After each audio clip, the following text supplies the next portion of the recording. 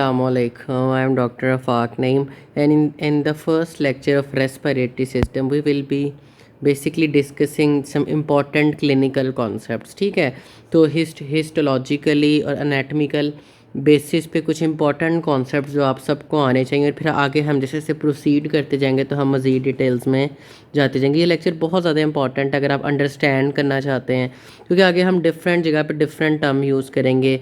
देखिए, अब first of all हम एनाटमी का डिस्कस करेंगे कि अपर रेस्पिरेटरी ट्रैक क्या है, लोअर रेस्पिरेटरी ट्रैक क्या है, स्मॉल एयरवेज क्या है, लार्ज एयरवेज क्या है, कंडक्शन पाथवे क्या है, रेस्पिरेटरी जोन कौन सा है।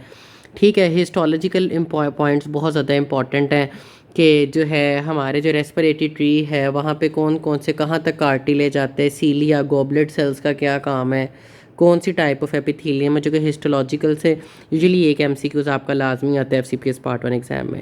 साथ साथ हम क्लिनिकल एस्पेक्ट भी डिस्कस करते जाएंगे, जैसे रेस्पिरेटरी ट्री के डिफरेंट पार्ट्स जो हैं वो डिफरेंट डिजीज़ में कौन से पार्ट्स इन्वॉल्व होते हैं। ठीक है, हम एयरफॉल रेजिस्टेंस के कॉन्सेप्ट को अंडरस्टैंड करेंगे कि कौन सा एरिया जहाँ पे सबसे ज़्यादा रेजिस्टेंस है, सिंपथेटिक और पैरासिम्पथेटिक सिस्टम का क्या इन्फ्लुएंस होता है रेस्पिरेटरी ट्री पे। और फिर हम surface tension, surfactant, neonatal respiratory distress syndrome की बात करेंगे।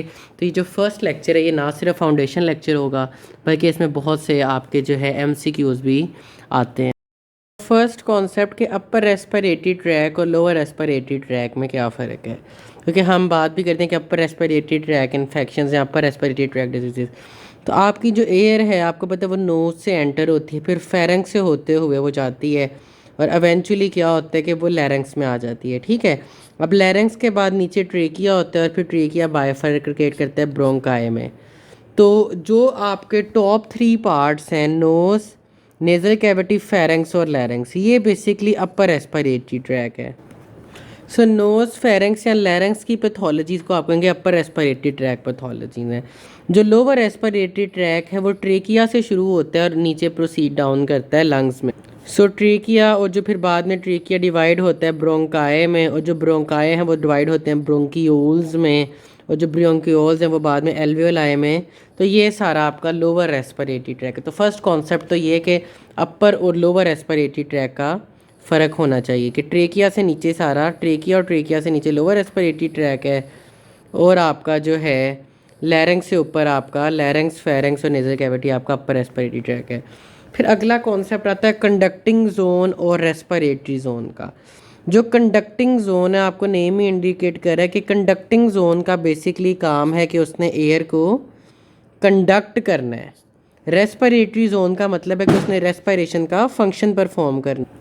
सो हमारी बॉडी में रेस्पिरेशन का काम ही क्या है, हमारी बॉडी में रेस्पिरेशन का काम है गैशियस एक्सचेंज। गैशियस एक्सचेंज का मतलब ये है कि रेस्पिरेशन का काम है कि हम बाहर से ऑक्सीजन इनहेल करके बॉडी में लेके आएँ, और जो बॉडी की वेस्ट गैस है कार्बन डाइऑक्साइड उसको हम एक्सेल आउट करें।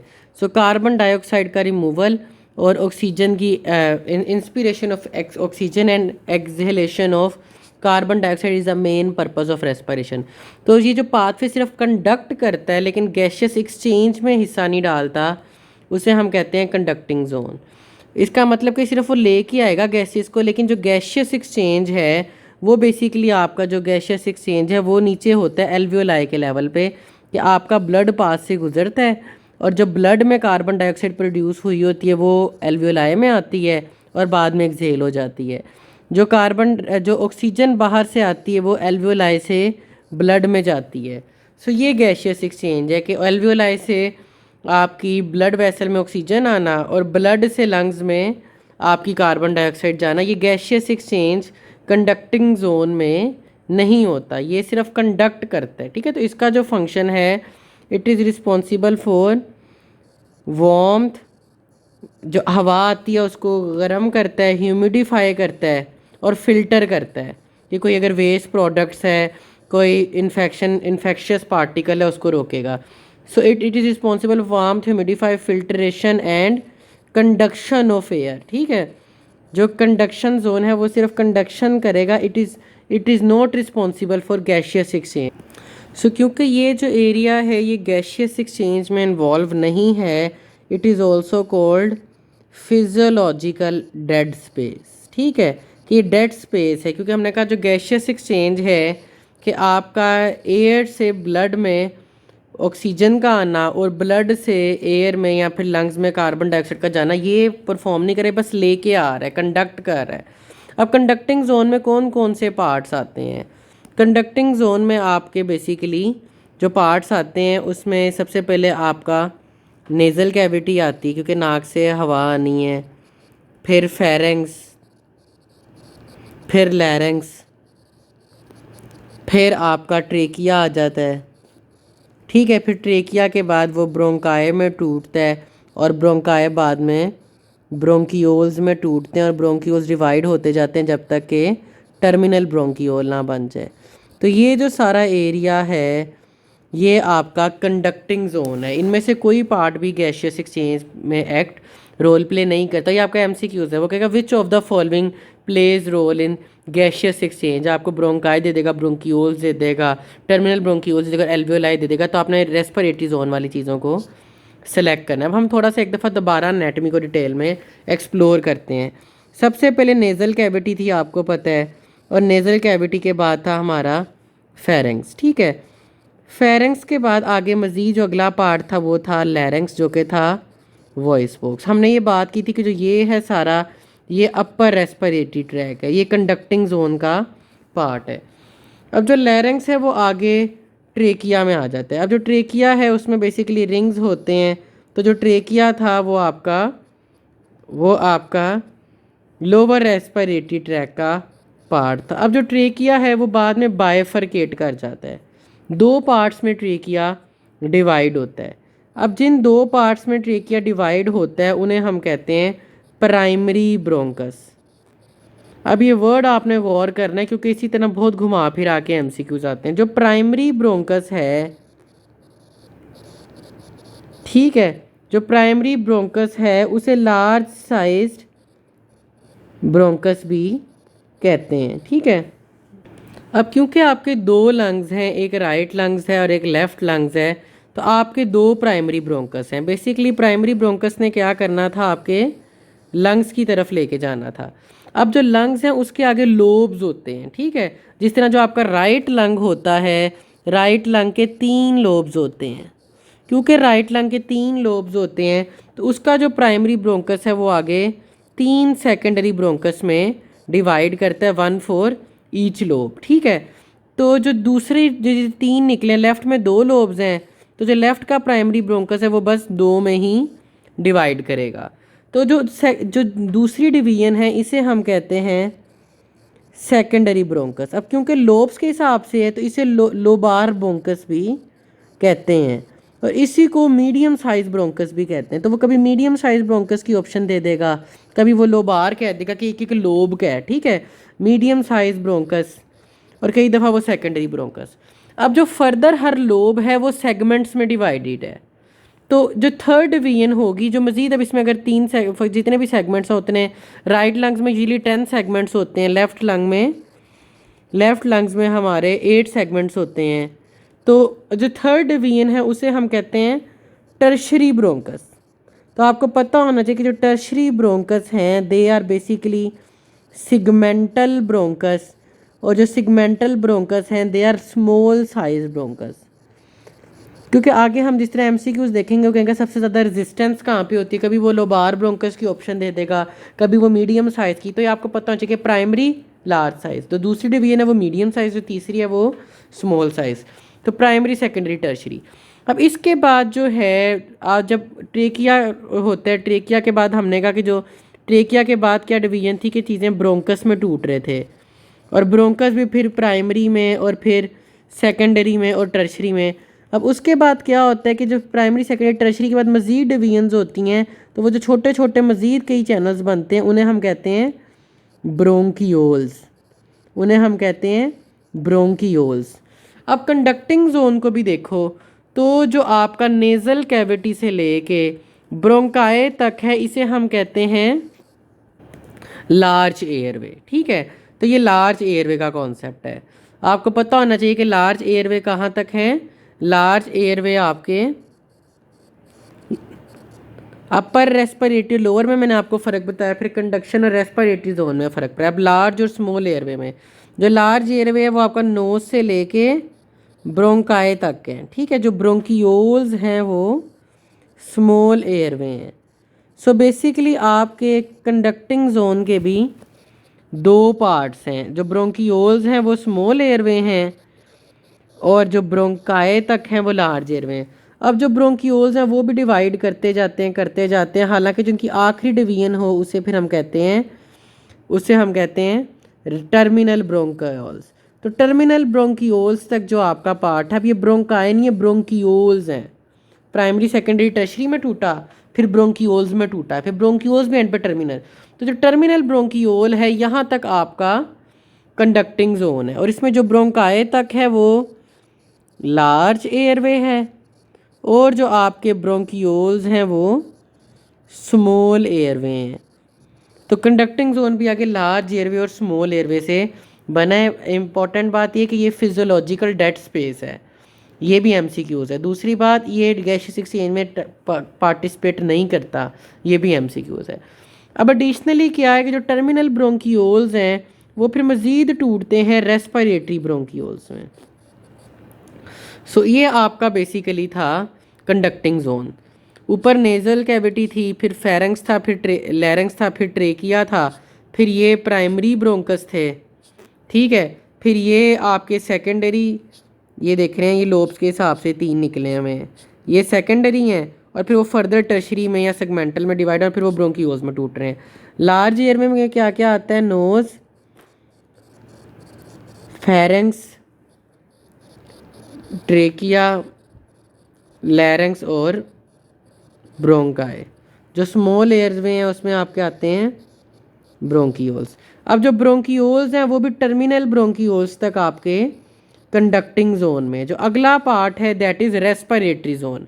अब जो रेस्पिरेटरी जोन है उसमें बेसिकली हमारी क्या क्या चीज़ें आती हैं, उसमें रेस्पिरेटरी ब्रोंकियोल्स आते हैं।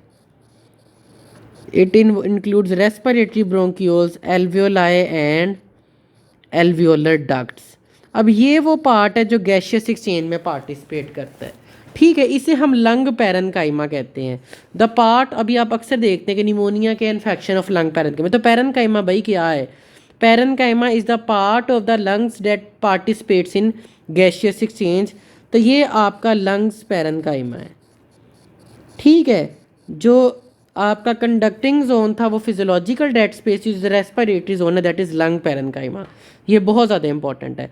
तो जो टर्मिनल ब्रोंकियोल्स थे वो बाद में टूटे रेस्पिरेटरी ब्रोंकियोल्स में, और जो रेस्पिरेटरी ब्रोंकियो, ये टर्मिनल ब्रोंकियोल था, ये टूटा रेस्पिरेटरी ब्रोंकियोल में, और ये आगे फिर इस तरह से पॉकेट्स बन गई जो कि एल्वियोलाई हैं। अब होता क्या है कि ब्लड वेसल्स इनके पास से गुजरती हैं, तो जो आपकी बॉडी में मेटाबॉलिज्म से कार्बन डाइऑक्साइड प्रोड्यूस हुई होती है वो ब्लड पल्मोनरी ब्लड वेसल्स के ज़रिए आती है, और ब्लड से लंग्स में कार्बन डाइऑक्साइड जाती है, ये गैसियस एक्सचेंज। और जो ऑक्सीजन आपने नोज से ली होती है वो सारी की सारी आके इवेंचुअली यहाँ पे एल्वियोलाई से ऑक्सीजन ब्लड में चले जाती है। तो ये exchange of carbon dioxide and oxygen between lungs and blood vessels is gaseous exchange. तो गैसियस एक्सचेंज इस लेवल पे होता है, और तीन सिर्फ स्ट्रक्चर्स हैं जो कि गैसियस एक्सचेंज में पार्टिसिपेट करते हैं, respiratory bronchioles, alveoli and alveolar duct. इनका फंक्शन क्या है, they are responsible for gaseous exchange, ठीक है। तो इस अभी तक मैं आपको सारा कॉन्सेप्ट दे चुका हूँ कि कंडक्टिंग जोन क्या है, रेस्पिरेटरी जोन क्या है, अपर रेस्पिरेटरी ट्रैक क्या है, लोअर रेस्पिरेटरी ट्रैक है, लार्ज एयरवे के हैं, स्मॉल एयरवे के हैं, ठीक है। तब हम इस पे बेसिकली लेबल करेंगे आपकी अंडरस्टैंडिंग के लिए। सबसे पहले label upper respiratory tract and lower. तो अपर था ट्रेकिया से ऊपर, this is upper respiratory tract, और जो नीचे है सारा वो ट्रेकिया से लेके नीचे तक जो है ये है आपका लोअर रेस्पिरेटरी ट्रैक। तो एक तो ये कॉन्सेप्ट जब आप पैथोलॉजीज पढ़ेंगे। अगला कॉन्सेप्ट है conducting zone and respiratory zone. तो हमने बात की थी कि रेस्पिरेटरी ब्रोंकियोल्स से लेके एल्वियोलर डक्ट तक ये रेस्पिरेटरी जोन है। ऊपर वाला सारा था that is conducting zone, nose से लेके टर्मिनल ब्रोंकियोल्स तक आपका जो है वो कंडक्टिंग जोन है। और कंडक्टिंग जोन के भी दो पार्ट्स के हैं, नोज से लेके ब्रोंकाई तक लार्ज एयरवे और ब्रोंकियोल्स स्मॉल एयरवे। सो ये आपका सबसे मैंने कोशिश की कि ईजीएस्ट पॉसिबल वे में आपको ये तीनों चीज़ें सारे कॉन्सेप्ट समझा दूँ।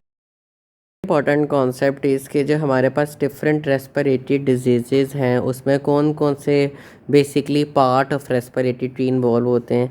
यूजुअली जब हम डिजीज़ में पढ़ते हैं तो हमें ये तब इतना कॉन्सेप्ट नहीं होता कि ब्रोंकाई क्या है, ब्रोंक्यूल्स क्या है, हम चीज़ें मिक्स कर रहे होते हैं। ठीक है, तो ये एमसीक्यूज़ भी एक दो दफ़ा इस तरह के आए हुए हैं। फॉर एग्ज़ाम्पल अगर एज़मा की बात करें तो एज़मा में यूजुअली क्या होता है कि आपके पास कोई स्लो रिएक्टिव कोई इरिटेंट आता है जिसकी वजह से ब्रोंकोस्पैज़म होता है। तो ये जो ब्रोंकोस्पैज़म है ये ब्रोंकाई और ब्रोंकियोल्स को इन्वॉल्व करता है। ठीक है, ब्रोंकाई और ब्रोंकियोल्स को मेनली इसमें ब्रोंकस इन्वॉल्व होते हैं। तो जो एज़मा की इन्वॉल्वमेंट है, एज़मा बेसिकली आपके क्या इन्वॉल्व करेगा, ब्रोंकाई एंड ब्रोंकियोल्स। आपके सीपीएसपी का पास्ट एमसीक्यूज भी है, वो कहता है कि which one of the following is affected in asthma, उसका आंसर है मीडियम साइज्ड ब्रोंकाई। ठीक है, पास्ट पेपर में उसने गलती से ब्रोंकियोल्स लिखा हुआ लेकिन मीडियम साइज ब्रोंकाई सीपीएसपी का आपका एमसीक्यूज है। जो आपका सीओपीडी है उसकी दो टाइप्स हैं, एक आपका है क्रोनिक ब्रोंकाइटिस और एक होता है एम्फाइसीमा। क्रोनिक ब्रोंकाइटिस में हम कहते हैं कि bronchial smooth bronchial mucous glands की हाइपरट्रफी होती है। तो ये इसकी भी जो मेन साइट ऑफ इन्वॉल्वमेंट है वो ब्रोंकाई एंड ब्रोंकियोल्स है। ठीक है, ब्रोंकाई एंड ब्रोंकियोल्स। तो ये जो आपका एरिया है ये सारा ये चीज़ें इन्वॉल्व होती हैं प्रिडोमिनेंटली। जो एम्फाइसीमा है उसमें हम कहते हैं there is destruction of alveoli. तो एम्फाइसीमा में ये एल्वियोलाई इन्वॉल्व होते हैं। तो अगर वो कहे कि एम्फाइसीमा में साइट ऑफ जो है डिजीज़ कौन सी है तो वो एल्वियोलाई हैं। ठीक है, एल्वियोलाई या फिर रेस्पिरेटरी ब्रोंकियोल्स। तो ये रेस्पिरेटरी जोन अफेक्ट होता है। इसी तरह निमोनिया हम कहते हैं there is infection of lung parenchyma. और लंग पैरेन्काइमा हमने बात की थी कि part of the lung which takes part in gaseous exchange. तो अगर आपका जो है निमोनिया का भी एमसीक्यूज आया हुआ है और आता भी है तो आपने उसमें कहना है कि आपका रेस्पिरेटरी जोन की ऑप्शन भी हो सकती है। मेनली वो लंग पैरेन्काइमा की ऑप्शन देता है, एक ही चीज़ है सारा, लंग पैरेन्काइमा या फिर alveoli.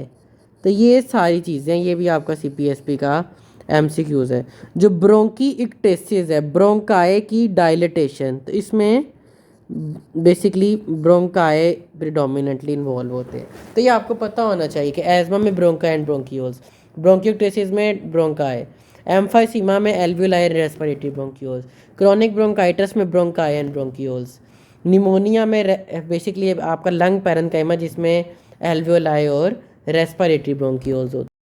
Next important concept is concept of air flow and resistance. ठीक है, अब इसके लिए एक लॉ यूज़ होता है, आपको याद करने की ज़रूरत नहीं है, वैसे ये फिज़िक्स का लॉ है जिसे हम कहते हैं पॉइज़ियो लॉज। ठीक है, पॉइज़ियो लॉज कहता है कि कोई भी जो फ्लो है, जिस तरह एयर फ्लो है या ब्लड फ्लो है, it depends upon the pressure gradient and it is inversely proportional to resistance. ठीक है, तो flow is inversely proportional to resistance. ये इंपॉर्टेंट कॉन्सेप्ट है कि जितनी रेजिस्टेंस होगी उतना एयर फ्लो कम होगा। बेशक हम जो है ट्रेकिया की बात करें, ब्रोंकाई की बात करें। अब जो रेजिस्टेंस है वो किन चीज़ों पे डिपेंड करती है, जितनी रेजिस्टेंस होगी उतना एयर फ्लो कम होगा। जो रेजिस्टेंस है उसका फॉर्मूला है resistance is equal to 8NL pi R square. अब जो n है इसमें n stands for viscosity of air. इसका मतलब कि जितनी विस्कोसिटी ज़्यादा होगी उतनी रेजिस्टेंस ज़्यादा होगी। ठीक है, डायरेक्ट रिलेशन है रेजिस्टेंस का विस्कोसिटी से। अब इसमें एग्जांपल हम इस तरह से दे सकते हैं जो कि आपके बीआरएस फिजियोलॉजी में भी एग्जांपल है। फॉर एग्जांपल एक पेशेंट अगर हीलियम गैस इनहेल कर रहा है तो हीलियम गैस की जो है डेंसिटी वो बहुत ज़्यादा कम है। ठीक है, विस्कोसिटी या डेंसिटी हीलियम गैस की बहुत कम है। तो जब डेंसिटी कम है तो रेजिस्टेंस कम है, जब रेजिस्टेंस कम होगी तो उसका फ़्लो ज़्यादा होगा। ठीक है, ये इंपॉर्टेंट है। इसी तरह अगर एक पेशेंट डीप सी डाइवर है, ये एमसीक्यूज आए नहीं आ सकते हैं। डीप सी डाइवर है तो डीप सी में विस्कोसिटी ऑफ एयर ज़्यादा है। जब विस्कोसिटी ज़्यादा तो रेजिस्टेंस ज़्यादा, रेजिस्टेंस ज़्यादा तो फ्लो कम। तो ये एमसीक्यूज आ सकते हैं कि डीप सी में ज़्यादा रेजिस्टेंस हो, ज़्यादा फ्लो होगा या रेजिस्टेंस का वो पूछ सकता है। ठीक है, एक इंपॉर्टेंट फैक्टर इसमें था जो है एन, जो कि विस्कोसिटी या डेंसिटी ऑफ एयर था। जो एल है, L stands for length of airway. अब जो अगला बहुत सबसे ज़्यादा इंपॉर्टेंट फैक्टर वो ये आर है। R stands for radius of airway. Radius का मतलब कि जिस तरह जो बड़ी वेसल हैं, जिस तरह प्राइमरी ब्रोंकस है उसका रेडियस ज़्यादा है। जब उसका रेडियस ज़्यादा है तो रेजिस्टेंस कम है, रेजिस्टेंस कम होगी तो फ्लो ज़्यादा होगा। तो और देखें 4 पावर रिलेशन है। इसका मतलब ये कि जब भी रेडियस ज़्यादा होगा, रेडियस ज़्यादा होगा तो क्या होगा, रेजिस्टेंस कम होगी।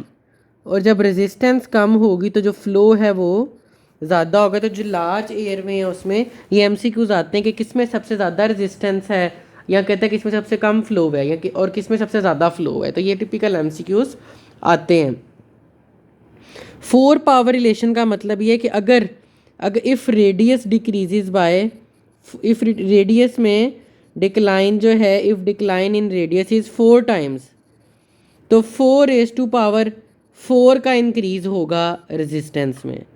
ठीक है, 4 अगर आप निकाल लें तो मैंने कैलकुलेटर से निकाल के रखी है 256 टाइम्स। तो अगर 4 गुना रेडियस कम होगा तो 256 टाइम रेजिस्टेंस बढ़ेगी, और जब रेजिस्टेंस बढ़ेगी तो फ्लो कम होगा। तो आपके लिए जो इम्पोर्टेंट कॉन्सेप्ट ये था, इसमें जो सबसे इम्पोर्टेंट इक्वेशंस हैं, एक तो ये कि जो फ्लो है वो इन्वर्सली प्रोपोर्शनल है रेजिस्टेंस के, जितनी रेजिस्टेंस ज़्यादा उतना फ्लो कम। दूसरी बात, जो रेजिस्टेंस है वो इन्वर्सली प्रोपोर्शनल है टू 4 पावर ऑफ रेडियस।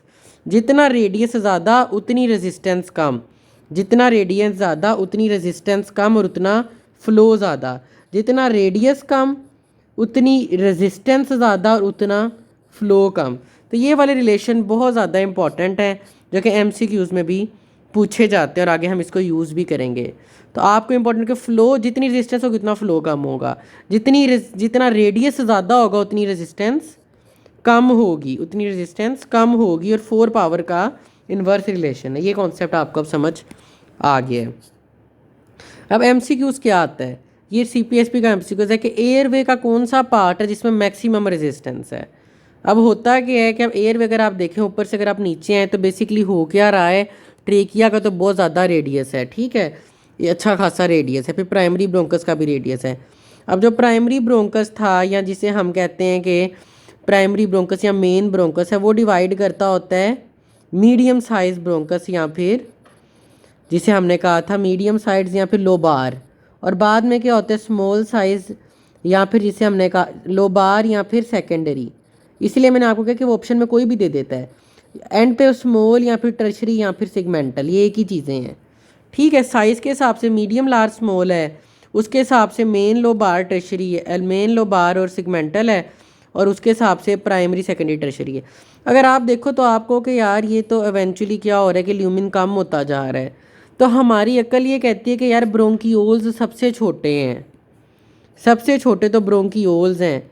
तो ब्रोंकियोल्स में सबसे ज़्यादा रेजिस्टेंस होनी चाहिए क्योंकि उनका रेडियस सबसे कम है। अगर रेडियस कम है तो रेजिस्टेंस ज़्यादा होनी चाहिए इसके अकॉर्डिंग। जब रेडियस कम है तो रेजिस्टेंस ज़्यादा होगी तो फ्लो कम होगा। लेकिन होता ये है कि जो आपके ब्रोंकियोल्स हैं वो जो हैं वो पैरेलल अलाइन हुए हैं। जो आपके ब्रोंकियोल्स हैं वो इस तरह से आगे प्राइमरी तक, उसके बाद सेकेंडरी, सेकेंडरी के बाद आगे इस तरह फर्दर इस तरह से ब्रांचेज हैं। तो उन्हें तो बेसिकली जो टोटल क्रॉस सेक्शनल एरिया है वो ज़्यादा है। तो टोटल एरिया ज़्यादा है फ़्लो के लिए, एरिया ज़्यादा है फ़्लो के लिए, और ड्यू टू पैरेलल अरेंजमेंट उसकी फिर रेजिस्टेंस कम होती जाती है इसके आगे।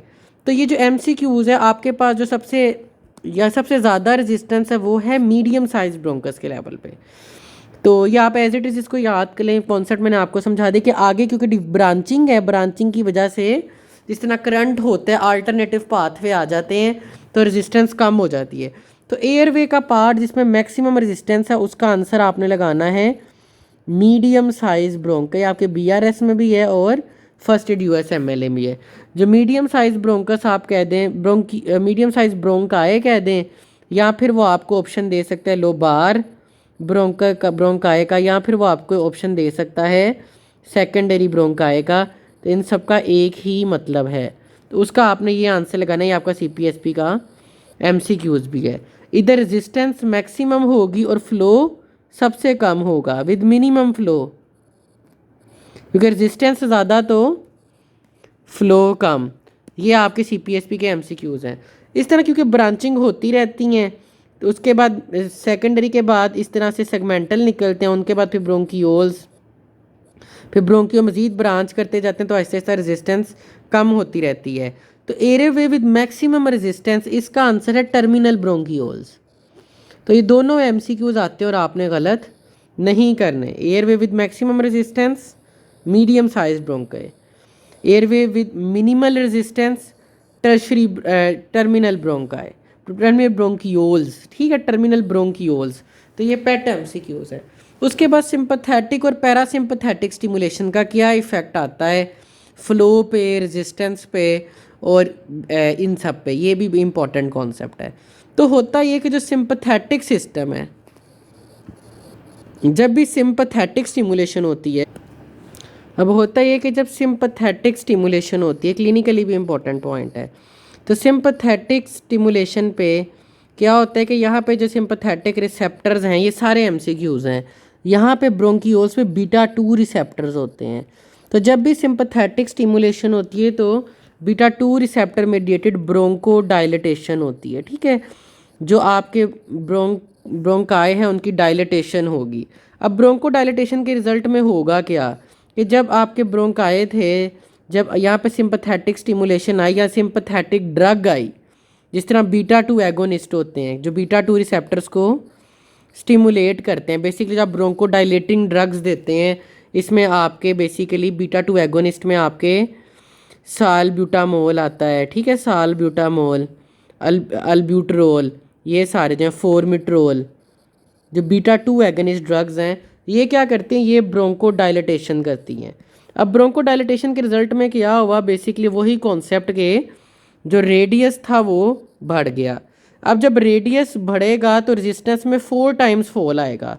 रेडियस बढ़ा तो रेजिस्टेंस कम हुई, जब रेडियस बढ़ेगा तो रेजिस्टेंस 4 गुना कम होगी। वही एग्जांपल कि अगर 4 गुना रेडियस ज़्यादा रहे तो 256 टाइम्स जो है वो रेजिस्टेंस कम होगी और 256 टाइम्स फ्लो बढ़ जाएगा। तो इसीलिए हम इस तरह से ब्रोंको कंस्ट्रिक्टिव कंडीशन सीओपीडी और एज़मा में देते हैं कि ब्रोंको डायलिटेशन में 250 आपका फ्लो बढ़ जाता है 4 गुना, ठीक है। तो जितने गुना रेडियस ज़्यादा होगा उससे 4 इंटू पावर उतना पावर 4 जो है आपका रेजिस्टेंस कम होगी। फॉर एग्जांपल अगर 3 गुना रेडियस बढ़ है तो 3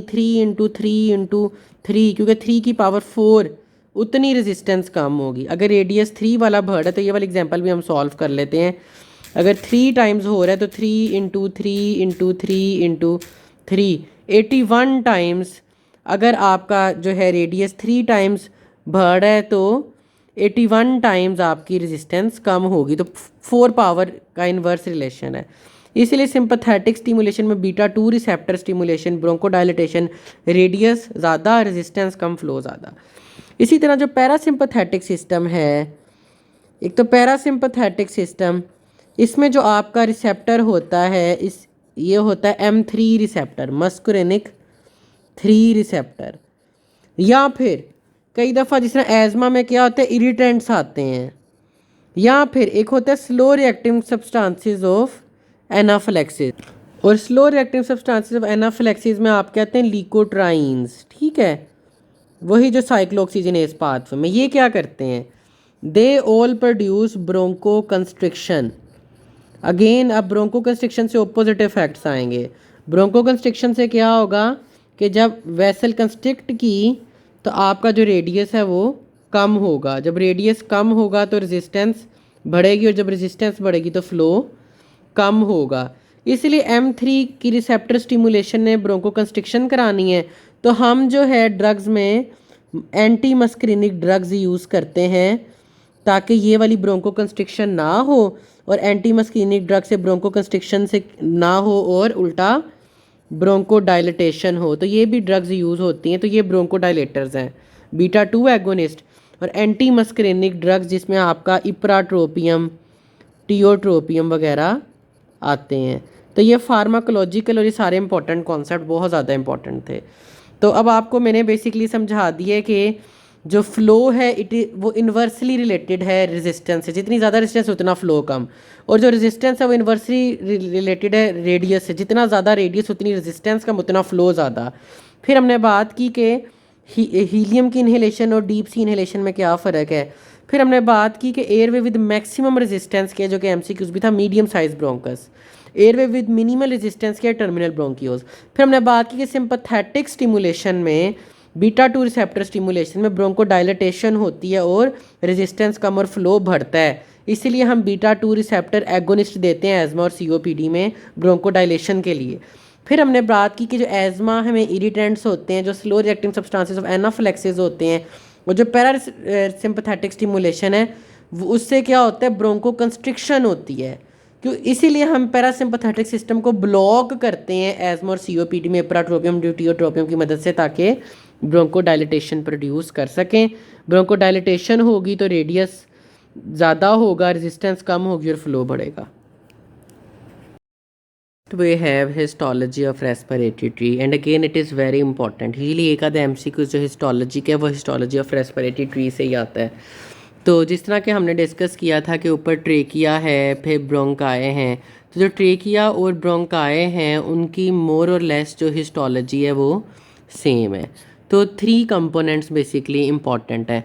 फर्स्ट ऑफ ऑल तो एक कार्टिलेज, फिर स्मूथ मसल्स और फिर एपिथीलियम। तो अगर हम ट्रेकिया और ब्रोंकाए की बात करें तो दोनों में ही आपके हाइलिन कार्टिलेज होता है, ठीक है, कार्टिलेज एग्जिस्ट करता है। ये भी आपका एमसीक्यू है कि किस लेवल तक कार्टिलेज एग्जिस्ट करता है। आपका कार्टिलेज सिर्फ और सिर्फ ट्रेकिया और ब्रोंकाए में होता है, ब्रोंकियोल्स और एल्वियोलर या रेस्पिरेटरी जोन में आपका कार्टिलेज नहीं होता। जिस तरह कि आप देख सकते हैं कि आपका सिर्फ और सिर्फ यहाँ तक कार्टिलेज है, उसके बाद सिर्फ मसल और एपिथीलियम है, मसल और एपिथीलियम, कार्टिलेज नहीं है। तो ये आपका सीपीएसपी का एमसीक्यूज भी है कि कार्टिलेज इज़ प्रेजेंट टिल ब्रोंकाए, ठीक है, या अदर वर्ड्स में सिर्फ ट्रेकिया और ब्रोंकाए में आपका कार्टिलेज है, बाकियों में नहीं है। और कौन सा कार्टिलेज है? हाइलिन कार्टिलेज है। ये भी आपका एमसीक्यूज है। उसके बाद जो कार्टिलेज के बाहर एक लेयर है जो स्मूथ मसल की लेयर है, ये स्मूथ मसल आपका परसिस्ट करता है। ट्रेकिया में भी स्मूथ मसल होता है, ब्रोंकाए में भी होता है, ब्रोंकियोल्स में भी होता है, ठीक है। और अगर रेस्पिरेटरी जोन की बात करें तो सिर्फ और सिर्फ आपका, अगर हम कार्टिलेज की बात कर रहे हैं तो स्मूथ मसल्स की बात कर रहे हैं तो आपका जो स्मूथ मसल है वो ना सिर्फ ट्रेकिया, ब्रोंकाए, ब्रोंकियोल्स, रेस्पिरेटरी ब्रोंकियोल्स के लेवल तक होता है, लेकिन एल्वियोलाई में स्मूथ मसल एग्जिस्ट नहीं करता। तो ये भी एमसीक्यू है कि स्मूथ मसल किस लेवल तक है आपके पास? स्मूथ मसल ब्रोंकियोल्स तक है, ठीक है। तो वो कहेगा विच और one of the following does not contain smooth muscle. तो सिर्फ एल्वियोलाई ऐसी चीज़ हैं that they does not contain smooth muscle, ठीक है, दे does not contain smooth muscle, क्योंकि यहाँ पे सिर्फ गैशियस एक्सचेंज होना है, मस्कुलर या एयरवे की जो है कंस्ट्रिक्शन या डायलिटेशन की कोई ज़रूरत नहीं है। तो जो इम्पोर्टेंट बात थी कि जो कार्टिलेज है वो सिर्फ ब्रोंकाए के लेवल तक है, और जो स्मूथ मसल है वो आपका ब्रोंकियोल्स के लेवल तक है, ठीक है। तो बाकी जो कार्टिलेज है, ब्रोंकियोल्स में कार्टिलेज नहीं होता, ब्रोंकियोल्स में और एल्वियोलाई में। जो स्मूथ मसल है वो सिर्फ एल्वियोलाई में नहीं होता। तो ये तो आपको समझ आ गई है। जिस तरह आप देख सकते हैं कि ब्रोंकाए में भी स्मूथ मसल है, ठीक है, ब्रोंकियोल्स में भी स्मूथ मसल है, टर्मिनल ब्रोंकियोल्स में भी, रेस्पिरेटरी ब्रोंकियोल्स में, लेकिन एल्वियोलाई में कोई स्मूथ मसल नहीं है। तो ये आपके एमसीक्यूज़ हैं। अब आगे एपिथीलियम की बात करें तो एपिथीलियम बहुत ज़्यादा इंपॉर्टेंट है।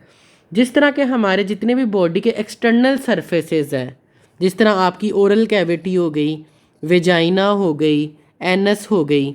अभी जो सारे जितने भी बाहर बाहर की तरफ हैं तो ये एक्सटर्नल इन्वायरमेंट, वेजाइना, एनस या अपर रेस्पिरेटरी ट्रैक, तो ये जितने भी एरियाज़ हैं ये नेचर ने इस तरह से बनाए हैं कि ये फ़ॉरेन इन्वायरमेंट को ज़्यादा एक्सपोज होते हैं। तो फ़ॉरेन इन्वायरमेंट के अगेंस्ट सबसे अच्छा जो आपका एपिथीलियम होता है वो होता है स्ट्रेटिफाइड स्क्वेमस। इसीलिए आपका ब्रोंकाई तक जो आपका एपिथीलियम है दैट इज़ सूडो स्ट्रेटिफाइड, जिस तरह के ये दिखाया गया है सूडो स्ट्रेटिफाइड एपिथीलियम, ये आपका यहाँ तक है, ब्रोंकाई तक है। ठीक है, तो ब्रोंकाई तक जो आपका एपिथीलियम होगा that will be pseudo stratified. तो ट्रेकिया और ब्रोंकाई में आपका सूडो स्ट्रेटिफाइड एपिथीलियम है। और मज़े की बात, जो म्यूकस प्रोड्यूसिंग गोबलेट सेल्स हैं वो भी सिर्फ इस लेवल तक ही एग्जिस्ट करते हैं। ठीक है, गोबलेट सेल्स भी इसके बाद एग्जिस्ट नहीं करेंगे। तो बेसिकली आपका जो ट्रेकिया और ब्रोंकाई है उसकी हिस्टोलॉजी दो तरह से डिफरेंट है कि सिर्फ कार्टिलेज भी सिर्फ इनमें है और गोबलेट सेल्स भी यहीं तक है, नीचे गोबलेट सेल्स एग्जिस्ट नहीं कर। So there will be no goblet cells in bronchioles, no goblet cells in respiratory bronchioles and no goblet cells in alveoli. तो बेसिकली जो कार्टिलेज है और गोबलेट सेल्स हैं they are only present in trachea and bronchi. ठीक है, तो ये भी आपका CPSP का MCQ है कि goblet cells are present till bronchi. तो ये दो चीज़ें हैं जो सिर्फ और सिर्फ प्रेजेंट हैं ब्रोंकाई तक, सिर्फ ट्रेकी और ब्रोंकाई में प्रेजेंट है, ब्रोंकियोल्स या एल्वियोलाई में नहीं है। ठीक है, जो ब्रोंकियोल्स हैं आपके या फिर जो एल्वियोलाई हैं इनमें no goblet cells and no cartilage, ये बहुत ज़्यादा इम्पॉर्टेंट है, ये आपको पता होना चाहिए। जिस तरह के इसमें भी आपने देखा होगा इस डायग्राम में, अगर आप देखें तो गोबलेट सेल्स ब्रोंकाई तक हैं लेकिन आगे कोई भी गोबलेट सेल्स नहीं है। ये जो ब्लूइश सेल्स हैं ये ब्रोंकियोल्स और एल्वियोलाई में एग्जिस्ट नहीं करते। ठीक है, तो ये इंपॉर्टेंट कॉन्सेप्ट था।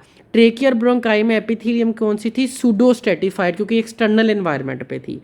जब ब्रोंकियोल्स में आते हैं तो ये सूडो स्ट्रेटिफाइड में बेसिकली आपके जो मल्टीपल लेयर्स होती हैं आपके बेसिकली स्क्वेमस की। जो ब्रोंकियोल्स है यहाँ पे जो एपिथीलियम होती है इसको हम कहते हैं कोलमनर, इसमें टॉल कोलम लाइक सेल्स होते हैं, कोलमनर एपिथीलियम। ठीक है, फिर जैसे जैसे नीचे आते जाते हैं रेस्पिरेटरी ब्रोंकियोल्स में आपके क्या होगा, अब पहले कॉलम लाइक था, अब छोटी होती जाएगी, अब क्यूबाइडल हो जाएगी। तो रेस्पिरेटरी ब्रोंकियोल्स में क्यूबाइडल एपिथीलियम है, वहाँ पे स्ट्रेटिफाइड, फिर कोलमनर, फिर क्यूबाइडल। और जो एल्वियोलाई हैं इसमें स्क्वेमस, इसमें फ्लैट सेल्स हो जाएंगे इस तरह से। ठीक है, तो आहिस्ता आहिस्ता जो साइज़ है वो कम होता जाता है। अब दूसरी बात, इंपॉर्टेंट बात ये कि हमने गोबलेट सेल्स की बात की कि गोबलेट सेल्स सिर्फ और सिर्फ प्रेजेंट थे ब्रोंकाई तक। ब्रोंकाई तक जो एपिथीलियम थी वो सूडो स्ट्रेटिफाइड थी। तो ट्रेकी और ब्रोंकाई का स्ट्रक्चर सेम है क्योंकि इन्हीं में सिर्फ इन्हीं में सिर्फ कार्टिलेज है, इन्हीं में सिर्फ गोबलेट सेल्स है और इनमें सूडो स्ट्रेटिफाइड एपिथीलियम है। उसके बाद कोलमनर होती जाती है और फिर रेस्पिरेटरी ब्रोंकियोल्स में क्यूबाइडल और फिर एल्वियोलाई में स्क्वेमस एपिथीलियम। ठीक है, ये इंपॉर्टेंट कॉन्सेप्ट आ गया। अब एक और इम्पॉर्टेंट कॉन्सेप्ट ये है कि आपके सीलिया किस लेवल तक हैं। तो जो सीलिया हैं यहाँ पे सीलिया प्रेजेंट हैं। सीलिया बेसिकली सेल्स के ऊपर ये होते हैं जो कि आपके म्यूकस को, जो म्यूकस की क्लियरेंस में हेल्प करते हैं। रेस्पिरेटरी ब्रोंकियोल्स में भी सीलिया हैं। ठीक है, सीलिया ब्रोंकियोल्स के लेवल तक हैं, एल्वियोलाई में सीलिया नहीं होते। तो आसान याद करने का तरीका ये है कि एल्वियोलाई में वाहिद एल्वियोलाई स्ट्रक्चर है, only structure which does not contain smooth muscle and cilia, और यहाँ पे सिर्फ स्क्वेमस एपिथीलियम है। So cilia till bronchioles. तो इसको याद करने का आसान तरीका ये कि कार्टिलेज और गोबलेट सेल्स सिर्फ प्रेजेंट हैं, कार्टिलेज और गोबलेट सेल्स सिर्फ प्रेजेंट हैं ट्रेकी और ब्रोंकस में, और जो आपके सीलिया और स्मूथ मसल्स हैं वो ब्रोंकियोल्स तक प्रेजेंट है, सिर्फ एल्वियोलाई में नहीं है। ठीक है, तो अगर हम इसको समराइज़ करें ईजीएस्ट पॉसिबल वे में तो हमारे पास ये 3 डिवीजन्स बन जाती हैं। एक ट्रेकिया ब्रोंकाई जो कि सेम है, इन दोनों में क्या है, सूडो स्ट्रेटिफाइड एपिथीलियम है। ठीक है, इन दोनों में क्या है, कार्टिलेज है। इन दोनों में क्या है, आपके गोबलेट सेल्स हैं, जो कि ये दो चीज़ें हैं जो कि तीन चीज़ें इनकी यूनिक हैं, ठीक है। बाकी सीलिया इनमें भी प्रेजेंट है और स्मूथ मसल इनमें प्रेजेंट है। फिर जो ब्रोंकियोल्स आते हैं इसमें आपके पास कोलमनर और क्यूबाइडल सेल्स आ जाते हैं, ठीक है। लेकिन इनके पास अभी भी सीलिया और स्मूथ मसल्स होते हैं, ठीक है। फिर जो एल्वियोलाई हैं उसके पास ना तो सीलिया है ना उसके पास स्मूथ मसल्स हैं, उसमें सिर्फ और सिर्फ आपके स्क्वेमस सेल्स हैं। तो ये हिस्टोलॉजी का क्रक्स है जो कि मैंने आपको बता दिया, ठीक है। कि एमसीक्यूज क्या था कि गोबलेट सेल्स किस लेवल तक हैं, ब्रोंकाई तक। कार्टिलेज किस लेवल तक है, ब्रोंकाई तक। स्मूथ मसल और सीलिया किस लेवल तक हैं, ब्रोंकियोल्स तक। Which one of the following structure does not contain cilia alveoli? Which one of the following structure does not contain smooth muscles alveoli? Which one of the following contains squamous cells alveoli? तो ये सारी आपकी pathology थी जो मैंने आपको explain कर दी है। तो ये बेसिकली हिस्टोलॉजी थी जो मैंने आपको सारी एक्सप्लेन कर दी है और मैंने आपको सारे पॉसिबल एमसीक्यूज़ भी बता दिए हैं। तो आगे कुछ इंपॉर्टेंट कॉन्सेप्ट हैं, कुछ इंपॉर्टेंट सेल्स हैं। जिस तरह कि हमने बात की कि जो गोबलेट सेल्स हैं they are present in trachea and bronchi, ठीक है। ट्रेकिया और ब्रोंकाई में बस गोबलेट सेल्स हैं। तो बेसिक गोबलेट सेल्स काम क्या करते हैं? Goblet cells are only present in trachea and bronchi, bronchioles और एल्वियोलाई में ये नहीं होते। इनका फंक्शन ये है कि दे प्रोड्यूस म्यूकस। अब जो म्यूकस है या एमसीक्यू जिस तरह से भी आ सके कि म्यूकस कहाँ प्रोड्यूस होती है, ट्रेकिया या ब्रोंकाई में प्रोड्यूस, या गोबलेट सेल्स कहाँ पे, ट्रेकिया ब्रोंकाई में।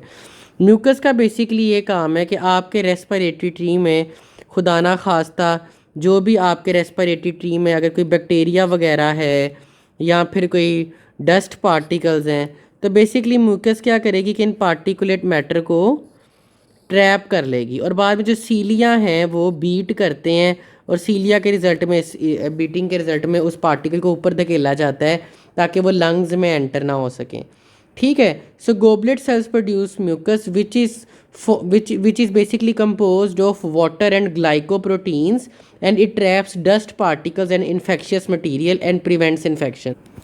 सो बेसिकली गोबलेट सेल्स का काम था म्यूकस प्रोडक्शन। अब जो म्यूकस प्रोड्यूस होती है, सीलिया का काम क्या है? जो सीलिया आप देख सकते हैं कि बेशक म्यूकस यहाँ पे ब्रोंकाई तक प्रोड्यूस होती है लेकिन जो आपका सीलिया है वो ब्रोंकियोल्स तक प्रेजेंट है, सिर्फ एल्वियोलाई में प्रेजेंट नहीं है। So cilia is present in trachea, it is present in bronchi and it is also present in bronchioles. Beating cilia basically क्या करते हैं, ये आपकी जो ट्रैप्ड पार्टिकल्स हैं और म्यूकस है इसको ऊपर की तरफ जो सिलरी क्लियरेंस है या बीटिंग सीलिया है ये ऊपर की तरफ पुश करते हैं ताकि बॉडी से एवैक्यूएट हो। So beating cilia moves that mucus up, जो म्यूकस बना होता है उस म्यूकस को ऊपर की तरफ लेके जाते हैं। क्लब सेल्स, इस पे सीपीएसपी का एमसीक्यूज भी आया हुआ है।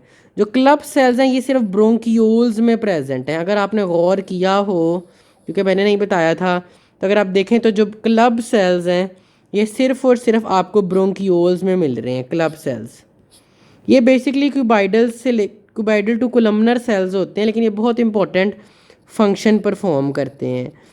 ये सीपीएसपी का एमसीक्यूज भी है कि कौन से ऐसे सेल्स हैं जो कि ब्रोंकियोल्स में प्रेजेंट हैं और सरफेक्टेंट का कंपोनेंट प्रोड्यूस करते हैं। और अनफॉर्चुनेटली इस एमसीक्यूज का आंसर ग्राफियोला वगैरह पे गलत दिया हुआ है, उसका आंसर है club cells. So club cells are present in bronchioles and they produce component of surfactant. अब surfactant क्या है वो हम आगे डिस्कस करेंगे। So club cells are present in bronchioles and they produce component of surfactant. इनका दूसरा काम क्या है कि they degrade toxins through cytochrome P450 system, ठीक है। तो ये है कि इन्होंने टॉक्सिन्स को डिग्रेड करना है जो आ रहे हैं और सरफेक्टेंट का कंपोनेंट प्रोड्यूस करना है। तीसरी बात, ये प्रोजिनेटर सेल्स हैं, बेसिकली इन्हीं से मज़ीद क्लब सेल्स और सीलिएटेड सेल्स बनते हैं।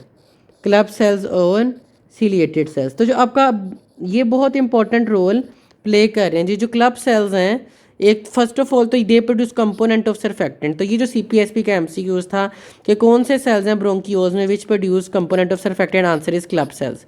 दूसरी बात, ये क्या करते हैं, ये क्लब सेल्स आपके जो टॉक्सिन्स हैं उनको डिग्रेड भी करते हैं। तो उसी बात इंसीलिया और क्लब सेल्स की रीजनरेशन भी इन्हीं से होती है। तो ये बहुत ज़्यादा इंपॉर्टेंट कंपोनेंट था। अब एंड पे हमारे पास रह गए कि जो एल्वियोलाई हैं, हमने बात की कि एल्वियोलाई में ना तो स्मूथ मसल्स हैं, ना सीलिया है, ना गोबलेट सेल्स हैं, ना कार्टिलेज है, सिर्फ दो तरह के सेल्स हैं, टाइप 1 और टाइप 2 नीमोसाइट्स। तो टाइप 1 और टाइप 2 नीमोसाइट्स क्या फंक्शंस परफॉर्म करते हैं? एल्वियोलाई होते हैं, वहाँ पे दो तरह के सेल्स होते हैं जिन्हें नीमोसाइट्स कहते हैं, ठीक है।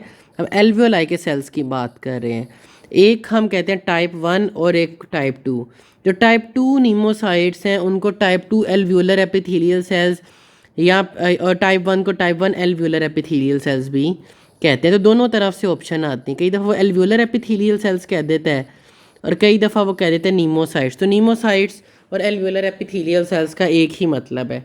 अब जो टाइप 1 है वो 97% है और ये बेसिकली आपके पास स्क्वेमस हैं, ठीक है। इस तरह से फ्लैट सेल्स हैं and they are responsible for gaseous exchange. तो जो गैशियस एक्सचेंज है वो सारा का सारा टाइप 1 एल्वियोलर एपिथेलियल सेल्स के ज़रिए होता है।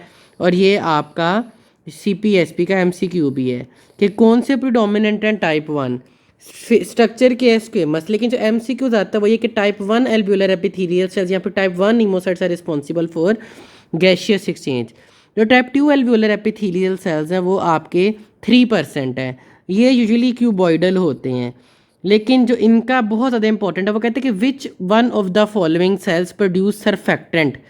तो क्लब सेल्स एक कंपोनेंट प्रोड्यूस करते थे सरफेक्टेंट का, लेकिन जो सरफेक्टेंट है ये कई दफ़ा MCQs आया कि surfactant is produced by type 2 alveolar epithelial cells या फिर टाइप 2 नीमोसाइट, दे प्रोड्यूस सरफेक्टेंट। तो ये बहुत ज़्यादा इंपॉर्टेंट MCQs है, कई दफ़ा आ चुका है। दूसरी बात, जो आपके टाइप 2 एल्वियोलर एपिथेलियल सेल्स हैं they are basically progenitor stem cells. तो इन्हीं से बेसिकली जब भी इंजरी होगी तो दोनों सेल्स आपके टाइप 1 और टाइप 2 वो इन्हीं से बनने हैं, ठीक है। So they are responsible for regeneration after injury. अब इस तरह से भी CPSP का MCQs आया हुआ, ये बहुत इंपॉर्टेंट MCQs हैं। वो कहता है कि इनमें से कौन सा सेल है जो रीजनरेशन करवाता है टाइप 2 एल्वियोलर, इनमें से कौन सा सेल है जो डैमेज हो जाए तो रीजनरेशन नहीं होगी, टाइप 2 एल्वियोलर एपिथेलियल सेल्स। इनमें से कौन सा है जो सरफेक्टेंट कराते हैं। तो ये बहुत ज़्यादा इंपॉर्टेंट MCQs हैं। अगेन आपको कॉन्सेप्ट, जो एल्वियोलाई में सेल्स हैं दो तरह के सेल्स हैं, एक आपका टाइप 1 है और एक टाइप 2 है। जो टाइप 1 है ये जो फ्लैट सेल्स हैं they are responsible for gaseous exchange, ठीक है। ये 97% यही हैं और ये फ्लैट सेल्स हैं। जो टाइप 2 है they produce surfactant, they are responsible for regeneration, ठीक है। और ये जब भी होगा तो इसने दोनों बाद में रीजनरेट करके इसने टाइप 1 और टाइप 2 दोनों सेल्स इसी से बनने, और अगर ये डैमेज हो गया तो रीजनरेशन नहीं होगी। तो ये बहुत ज़्यादा इंपॉर्टेंट MCQs थे हिस्टोलॉजी के पर्सपेक्टिव से और सारा जो कि मैं आपको बता चुका। और we discuss surfactant, the next important concept is concept of surface tension. अब सरफेस टेंशन का क्या कॉन्सेप्ट है? बेसिकली कोई भी आपका लिक्विड हो, जिस तरह पानी ही आप गिराते हैं या ग्लास में, तो लिक्विड आपकी मिनिमम स्पेस ऑक्यूपाई करेगा। अगर आप उसको ट्यूब में डालेंगे तो लिक्विड वो ट्यूब में पूरा आ जाएगा, अगर आप ग्लास में डालेंगे तो वो ग्लास में पूरा आ जाएगा। बेसिकली इसके लिए जो एक इम्पॉर्टेंट कॉन्सेप्ट है वो है कॉन्सेप्ट ऑफ सरफेस टेंशन। जो भी फ्लूइड होता है उसके मॉलिक्यूल्स के दरमियान आपस में एक अट्रैक्टिव फोर्स होती है, ठीक है। तो अगर हम एल्वियोलाई की बात करें तो जो आपके एल्वियोलाई हैं, अगर आप देखें तो बेसिकली एल्वियोलाई का काम था गैशियस एक्सचेंज, कि जो आपने ऑक्सीजन इनहेल की है वो एल्वियोलाई से ब्लड में जाती है और कार्बन डाइऑक्साइड ब्लड से एल्वियोलाई में जाता है और बाद में वो कार्बन डाइऑक्साइड एक्सेल आउट हो जाती है। तो होता क्या कि जब इंस्पिरेशन होती है तो इंस्पिरेशन पे जो एल्वियोलाई हैं they get filled with air, जब एक्सपिरेशन होती है तो एल्वियोलाई कोलैप्स करते हैं, लाइक उनका जो ल्यूमेन है, जो उनका रेडियस है वो कम हो जाता है। अब जब वो आपस में alveoli they are lined with a fluid, ठीक है, they are lined with fluid. अब ये जो फ्लूइड है इनके भी मॉलिक्यूल्स के दरमियान में आपस में सरफेस टेंशन होती है, एक अट्रैक्टिव फोर्स है बिटवीन मॉलिक्यूल्स। तो जब हम एक्सपायर करते हैं तो ये मॉलिक्यूल्स आपस में मज़ीद पास आ जाते हैं। तो due to the attractive forces आपका क्या होता है कि एल्वियोलाई कोलैप्स कर सकता है, ठीक है, कि इंस्पिरेशन में तो आप अंदर आई तो वो एक्सपेंड की, लेकिन जब एक्सपीरेशन थी, जब एयर बाहर गई तो वाटर जो मॉलिक्यूल्स थे वो पास पास आ गए, तो अब आपका जो एयरवे है वो बिल्कुल कोलैप्स कर सकता है अट्रैक्टिव फोर्सेस की वजह से। जो कोलैप्स है उसे हम कहते हैं एटिलैक्टिसिस, ठीक है। तो ये कॉन्सेप्ट था सरफेस टेंशन का, कि जो सरफेस टेंशन है बेसिकली सरफेस टेंशन क्या करती है, सरफेस टेंशन प्रमोट करती है कोलैप्स को, और बेसिकली सरफेस टेंशन जो है प्रमोट करती है कोलैप्स को, ठीक है। अब होता क्या है कि आपका जो है नॉर्मली एल्वियोलाई है, during expiration they can get collapsed. इसी तरह जिस तरह से आप एक गुब्बारा लें और आपको पता है कि गुब्बारा जब आपके पास इन्फ्लेटेड है तो बहुत ज़बरदस्त किस्म का गुब्बारा है, जैसे ही आप उसको डीफ्लेट करते हैं तो जो गुब्बारा है वो बिल्कुल पिचक जाता है। इसी तरह आपके एयरवेज हैं। तो ये कॉन्सेप्ट है सरफेस टेंशन का, कि due to surface tension airway can get collapse during expiration. So due to surface tension alveoli can collapse during expiration, और इस कोलैप्स को हम कहते हैं एटिलैक्टिसिस, ठीक है। ये कॉन्सेप्ट आपको समझ आ गया है। अब एक लॉ था जिसे हम कहते हैं लॉ ऑफ लैपलेस। लैपलेस एक फ्रेंच साइंटिस्ट था, आपको नाम याद करने की ज़रूरत नहीं है। वो ये कहता था कि कोई भी गुब्बारा या एल्वियोलाई है, उसके कोलैप्स करने का जो प्रेशर है it is directly proportional to surface tension and inversely proportional to radius. तो जो आपके पास लार्ज एयरवे हैं लाइक ब्रोंकाई, उनका रेडियस ज़्यादा होता है तो उनका कोलैप्स करने का चांस कम होता है, लेकिन एल्वियोलाई हैं जिस तरह सबसे नैरो पार्ट है एयरवे का, उसका रेडियस कम है तो उसका कोलैप्स होने का चांस ज़्यादा है। तो इजी वर्ड्स में जितनी ज़्यादा सरफेस टेंशन होगी उतना ज़्यादा चांस है कि जो एल्वियोलाई है वो आपका एक्सपीरेशन पे कोलैप्स कर जाए। अब कोलैप्स कर जाएगा तो बाद में एयर के साथ खोलना उसको बहुत मुश्किल हो जाएगा, और जो कोलैप्स है उसको हम कहते हैं एटिलैक्टिसिस। अब इसी चीज़ को मद्देनज़र रखते हुए कि जो सरफेस टेंशन होती है एल्वियोलाई के फ्लूइड की वजह से एल्वियोलाई कोलैप्स कर सकते हैं ड्यूरिंग एक्सपिरेशन, तो अल्लाह ताला ने नेचर ने हमें एक उसके लिए डिफेंस मैकेनिज्म दिए जिसे हम कहते हैं सरफेक्टेंट। सो सरफेक्टेंट डिक्रीजेज सरफेस टेंशन। अब सरफेक्टेंट इज़ प्रोड्यूस्ड बाय, जिस तरह हमने ऊपर बात की थी, टाइप 2 नीमोसाइट्स। ये भी एमसीक्यूज आता है, या फिर कई दफ़ा वो ऑप्शन देता है टाइप 2 एल्वियोलर एपिथेलियल सेल्स। तो दोनों एक ही चीज़ हैं, ठीक है। ये आपके टिपिकल सीपीएसपी के एमसीक्यूज हैं। सरफेक्टेंट किस चीज़ से बनता है, इससे बहुत ज़्यादा एमसीक्यूज आते हैं और डिफरेंट ऑप्शन से वो टेस्ट करता है। बेसिकली ये बना होता है फोस्फोलिपिड से, ठीक है। फोस्फोलिपिड्स में ख़ास तौर पे लेसिथिन्स, इनमें से कोई भी वो ऑप्शन दे सकता है। उसमें भी जो मोस्ट प्रोमिनेंट लेसिथिन है that is dipalmitoyl phosphatidyl choline. सो DPPC dipalmitoyl phosphatidyl choline, lecithins या फिर फोस्फोलिपिड, या फिर वो अक्सर ऑप्शन दे देता है फोस्फोकोलिन्स, इस तरह की कोई भी वो ऑप्शन दे देता है। फोस्फोकोलिन्स कह देता है, फोस्फोलिपिड्स कह देता है, लेसिथिन कहते हैं, मोस्टली वो कहते हैं डायपाल्मिटोल फोस्फोटिडाइल कोलिन। इसमें से मल्टीपल एमसीक्यूज आए हुए हैं, और इसमें साथ DPPC के साथ साथ ग्लूकोज और प्रोटीन्स भी होते हैं। तो ये एमसीक्यूज आता है कि ये कंपोजिशन क्या है, ये तीनों एमसीक्यूज दे देगा। तो इसमें से तक बहुत ज़्यादा दफ़ा एमसीक्यूज आए, पेट सीपीएसपी के एमसीक्यूज हैं। फिर एक दफ़ा एमसीक्यूज के इसमें से क्या चीज़ नहीं होती, इसमें कैल्शियम नहीं होता, ये भी आपका सीपीएसपी का एमसीक्यूज है। मेनली आपके फोस्फोलिपिड्स होते हैं, या फिर लेसिथिन होता है, या फिर फोस्फोटिडाइल कोलिन जिसमें डायपाल्मिटोल फोस्फोटिडाइल कोलिन, ये इंपॉर्टेंट है। क्या चीज़ प्रेजेंट नहीं है, कैल्शियम प्रेजेंट नहीं है। तीनों एमसीक्यूज हैं। इसकी सिंथेसिस स्टार्ट होती है 20 वीक्स कि जब बच्चा माँ के पेट में होता है, तो 20 जेस्टेशनल वीक पे इसकी सिंथेसिस स्टार्ट होती है, और मैच्योरेशन 35th वीक तक हो जाती है।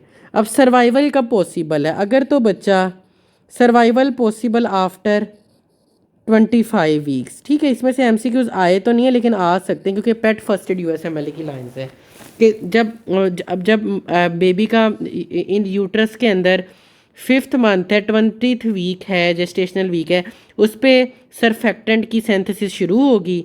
35th वीक तक जो है वो मैच्योरेशन हो चुकी होगी। और अगर बच्चा 25 वीक से पहले पैदा होता है तो वो सर्वाइव नहीं करेगा, 25 वीक के बाद सर्वाइव कर सकता है। तो दूसरी बात, ये सरफेक्टेंट काम क्या करता है?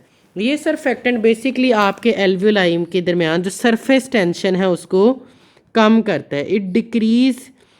It is responsible for decrease in surface tension and it prevents collapse. ठीक है, इसी तरह एमसीक्यूज आते हैं कि सरफेक्टेंट क्या करेगा, ऑप्शन में लिखा होगा इट प्रिवेंट कोलैप्स, यहाँ पे सरफेस ऑप्शंस में होगा it is responsible for decrease in surface tension या इंक्रीज इन कंप्लायंस। तो ये तीनों है। कंप्लायंस बेसिकली डिस्टेंटेबिलिटी है, डिस्टेंशन कितनी पॉसिबल है। तो ऑब्वियसली जितनी सरफेस टेंशन कम होगी उतनी डिस्टेंशन ज़्यादा होगी, उतनी कंप्लायंस ज़्यादा होगी। तो सरफेस टेंशन कम होने से डिस्टेंशन बढ़ती है और कोलैप्स नहीं होता। अब सीपीएसपी इस तरह से भी एमसीक्यूज देता है कि अगर डेफिशिएंसी है सरफेक्टेंट की, तो डेफिशिएंसी और सरफेक्टेंट से क्या इफेक्ट्स आएंगे। अब यही तीन ऑप्शंस को उल्टी करते हैं। अगर डेफिशिएंसी है तो सरफेस टेंशन बढ़ जाएगी, अगर डेफिशिएंसी है तो कंप्लायंस कम हो जाएगी। तो ये पक्के एमसीक्यूज हैं, आता ही आता है इसमें से। और एल्वियोलर कोलैप्स हो जाएगा। ठीक है, और इसमें एक टिपिकल एल्वियोलर कोलैप्स के लिए हम टर्म यूज़ करते हैं जिसे कहते हैं पैची एटिलेक्टेसिस। तो ये टिपिकल यही एमसीक्यूज बार बार आते हैं और हर साल आते हैं। ये आपने इसी तरह याद करें कि surfactant is responsible for decrease in surface tension, increase in compliance and prevents collapse. Deficiency of surfactant will cause patchy atelectasis, increase surface tension and decrease compliance. ठीक है, तो मेन प्रोड्यूस क्या कर रहे हैं, टाइप 2 नीमोसाइट्स, यहाँ पे type 2 alveolar epithelial sales. Composition क्या है, फोस्फोलिपिड। ये सारे के सारे एमसीक्यूज थे। दूसरी बात, इसकी मैच्योरेशन का कैसे पता चलेगा कि जो है सरफेक्टेंट एडिक्वेट सरफेक्टेंट प्रोड्यूस हो चुका है। अब होता यह है कि इनिशियली जो सरफेक्टेंट होता है उसमें इनिशियली जो आपके फोस्फोलिपिड्स हैं, लेसिथिन है और स्फिंगोमाइलिन, ये दो चीज़ें हैं, ये सेम रेट पे प्रोड्यूस हो रही होती हैं। They are being produced at same rate जब तक मैच्योरेशन नहीं हुई होती। तो लेसिथिन टू स्फिंगोमाइलिन जो रेशो होती है, क्योंकि सेम रेट पे प्रोड्यूस हो रही है, तो लेसिथिन टू स्फिंगोमाइलिन जो रेशो होगी, लेसिथिन टू स्फिंगोमाइलिन रेशो वो 1 होती है इनिशियली जब तक मैच्योरेशन नहीं हुई होती। लेकिन जैसे जैसे मैच्योरेशन होती है तो विद मैच्योरेशन क्या होता है कि आपका लेसिथिन ज़्यादा बनता है और जो स्फिंगोमाइलिन है वो रिलेटिवली उसका रेट स्टैटिक हो जाता है। ठीक है, बल्कि आहिस्ता आहिस्ता कम होना शुरू होता है। जो रेशो है वो ग्रेटर देन 2 हो जाती है। ठीक है, तो आपको कैसे पता चलेगा कि मैच्योरेशन हुई है कि नहीं हुई? उसके लिए हम एमनियोटिक फ्लूइड में लेसिथिन टू स्फिंगोमाइलिन रेशो देख। सो अगर आपने लंग्स की मैच्योरेशन के लिए चेक करना है तो आप क्या करवाएंगे, लेसिथिन टू स्फिंगोमाइलिन रेशो करवाएंगे एमनियोटिक फ्लूइड में। अगर रेशो 2 से ज़्यादा है तो ये नॉर्मल है, और अगर जो रेशो है वो 1.5 से कम है तो ये आपका बेसिकली डिपिक्ट करती है कि पेशेंट को प्रिडिक्ट करती है कि पेशेंट को नियोनेटल रेस्पिरेटरी डिस्ट्रेस सिंड्रोम हो सकता है। रेस्पिरेटरी डिस्ट्रेस सिंड्रोम जिसकी अभी हम बात करेंगे। तो ये इंपॉर्टेंट कॉन्सेप्ट है कि सरफेस टेंशन ने कोलैप्स करवाना है, सरफेक्टेंट ने को टाइप 2 नीमोसाइट्स ने बनाना है, इसमें फॉस्फोलिपिड्स हैं, इसने कोलैप्स को प्रिवेंट करना है by increasing compliance and decreasing surface tension.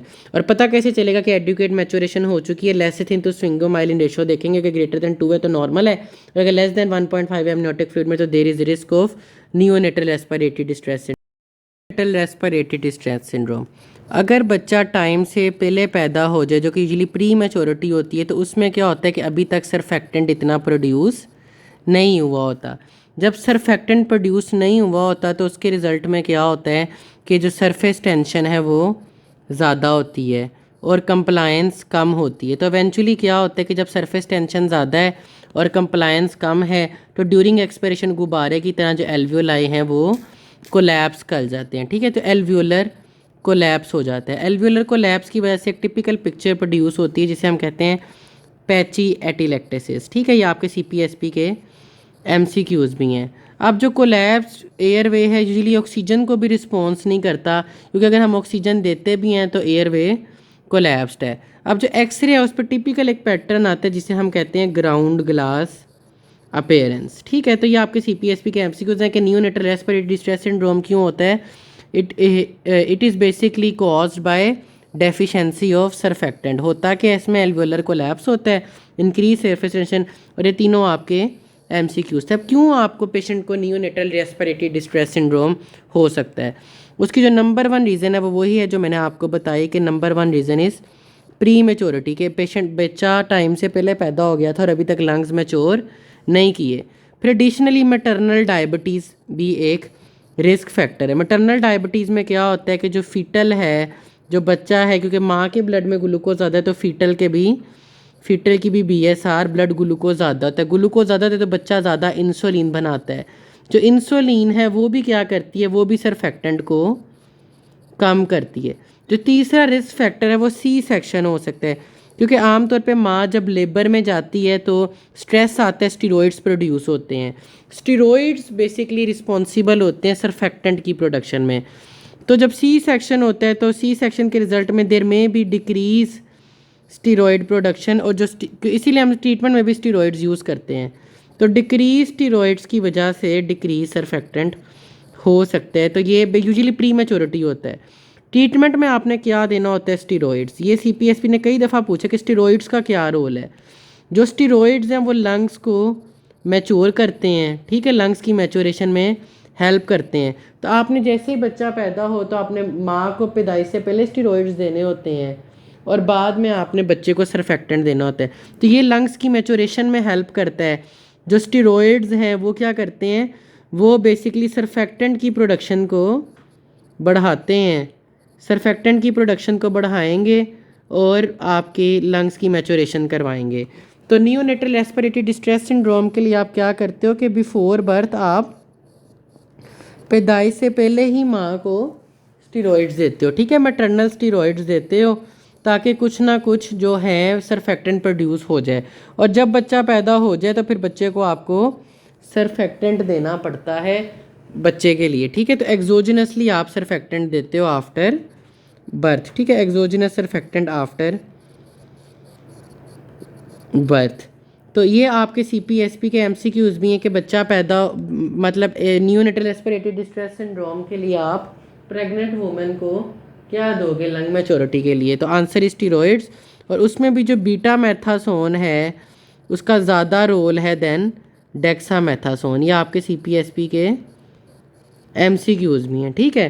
तो आपको ये सारा आना चाहिए कि स्टीरॉइड्स देने हैं फॉर लंग मैच्योरिटी। MCQs आता है which one of the following agent is use for lung maturation और फॉर सरफेक्टेंट प्रोडक्शन, और it will increase surfactant production. So this is all about neonatal respiratory distress syndrome के pre maturity है, surfactant कम है, इस वजह से हो रहा है। पैची एक्टिलेक्टेसिस होगा, रेडियोग्राफ पे ग्राउंड ग्लास अपीयरेंस है। ट्रीटमेंट के लिए पैदाइश से पहले माँ को स्टीरॉइड्स देना और बच्चे को बाद में सरफेक्टेंट देना है। फिर एक ये भी है, वैसे नॉलेज के लिए USMLE फर्स्ट एड से मैंने उठाया है कि अगर आप किसी को ऑक्सीजन ज़्यादा दे देते हैं तो बच्चों को आप जो है थेराप्यूटिक ऑक्सीजन देते हैं तो उसके क्या इफ़ेक्ट्स आ सकते हैं, ठीक है। तो 4 मेन ऑर्गन्स पे अगर ब्रेन की बात करें तो it can lead to intraventricular haemorrhage, ठीक है, ब्रेन के अंदर हेमरेज हो सकता है। अगर आप हार्ट की बात करें तो it can lead to patent ductus arteriosus, ठीक है। और अगर आप लंग्स की बात करें तो it can lead to bronchopulmonary dysplasia. तो बस ये याद कर लें कि इनमें से कोई भी ऑप्शन वो दे सकता है।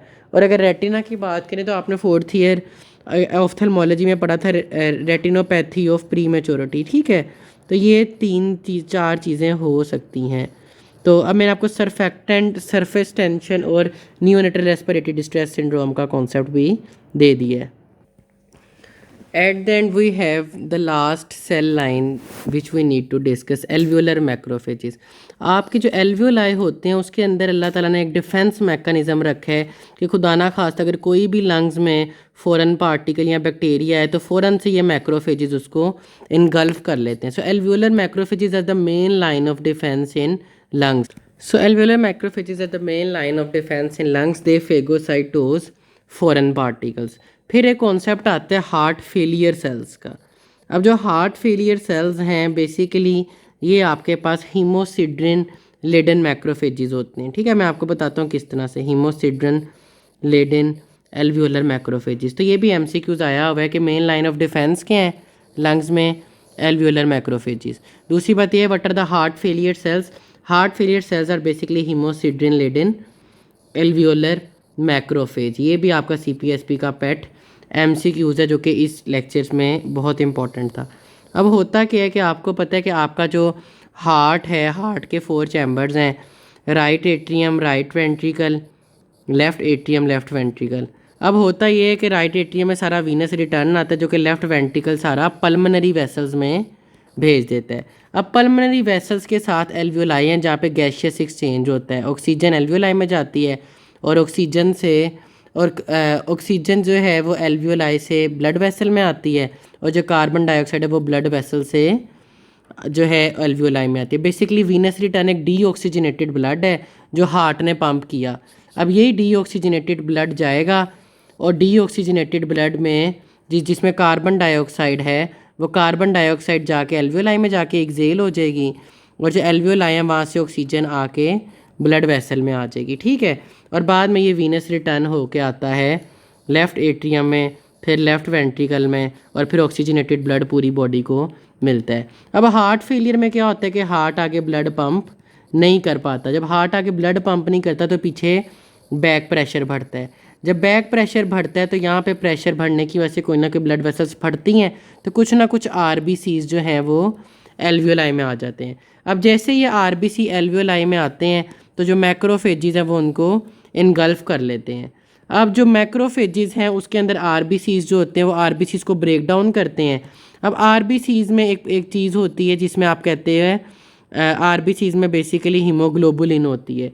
जो मैक्रोफेजेस हैं वो हीमोग्लोबिन को तोड़ के एक ब्राउन कलर्ड पिगमेंट बना देते हैं जिसे हम कहते हैं हीमोसिड्रिन।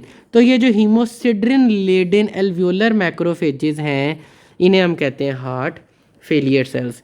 तो ये आपको बेसिकली हार्ट फेलियर में मिल सकते हैं जब हार्ट ब्लड आगे पंप नहीं कर पा रहा, या पल्मनरी हैमरेज में कि जब लंग्स में ब्लीडिंग होके आपके एल्वियोलाई में ब्लड आ रहा है। जैसे ही ब्लड आया तो ये जो ब्लड आया इसके में जो आरबीसी था उसको ब्रेक डाउन किया, उसके हीमोग्लोबिन को तोड़ के ब्राउन कलर्ड हीमोसिडिन बना दिया। तो जिस तरह आप हिस्टोलॉजी पे देख सकते हैं कि ये मैक्रोफेजेस जिसमें ब्राउन कलर पिगमेंट है।